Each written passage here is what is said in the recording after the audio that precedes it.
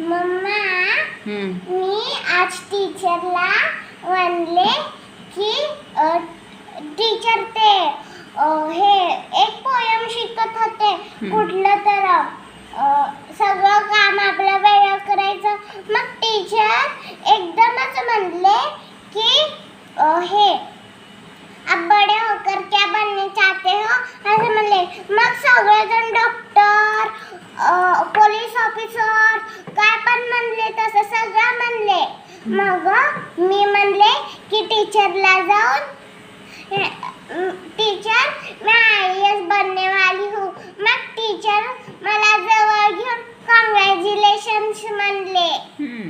Congratulations म्हणल्यानंतर मग जवळ घेतले. मी म्हणले थँक्यू टीचर.